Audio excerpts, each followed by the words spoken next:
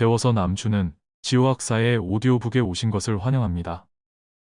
이 내용은 편판을 읽어나가면서 창덕궁을 답사하는 시리즈물로 기획되었으며 오늘은 창덕궁의 중궁전으로 오해받고 있으나 실은 대전인 대조전과 그의 정문, 선평문에 관해 알아보겠습니다. 대업을 이룬다는 뜻의 대조전은 내전 중에서는 으뜸가는 건물입니다. 그런데 이 대조전은 일제강점기에 있었던 원칙 없는 잘못된 화재 복구로 인해 희정당과 함께 오늘날 정체성의 위기 속에 빠져 있습니다. 각종 공식적인 문화재 관련 사이트에서 대조전을 찾아보면 다음과 같은 결과물이 표시됩니다. 문화재청, 문화재 검색 결과 대조전은 왕비가 거처하는 내전 중 가장 으뜸가는 건물이다. 한국문화재재단, 문화유산 채널 창덕궁 대조전은 중궁전에는 용마루가 없다. 답사여행의 길잡이 15, 서울편 대조전은 왕비가 거처하는 곤전에 주된 건물이다. 한국관광공사, 대한민국 구석구석 왕비가 생활하던 중궁전의 건물이다. 대부분의 자료는 결과적으로 창덕궁의 대조전을 중궁전으로 상정하고 있습니다. 조선의 모든 궁궐에는 유교의 남녀유별법에 따라 원칙적으로 왕의 침전인 대전과 왕비의 침전인 중궁전 공간이 엄격하게 독립되어 있습니다.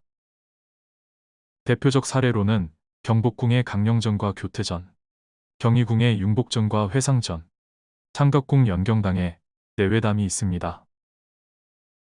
만약 대조전이 중궁전이라면 도대체 대전은 어디에 있다는 말입니까?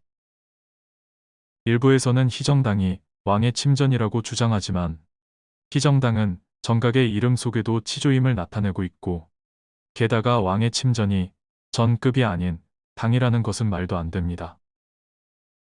더군다나 궁궐지에서 확실히 편전임을 선언하고 있습니다. 조선 중기까지를 대상으로 실록에서 대조전을 검색하면 왕비에 관련된 이야기는 거의 없고 대부분이 왕에 관련된 기록뿐입니다. 심지어 성종, 인조, 효종, 철종은 대조전에서 승하하셨습니다.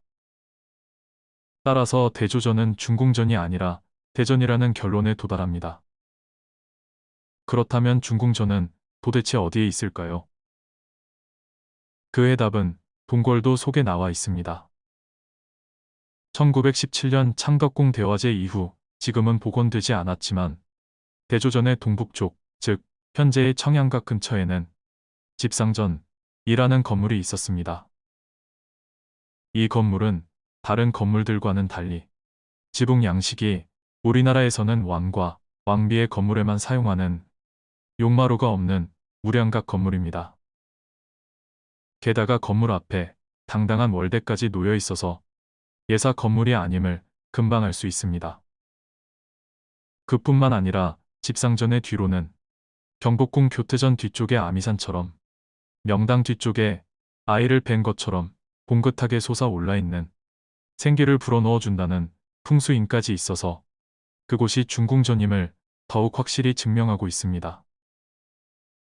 한편 태평성대를 베푼다는 뜻의 선평문은 대조전의 정문으로 앞쪽의 희정당과 통합니다.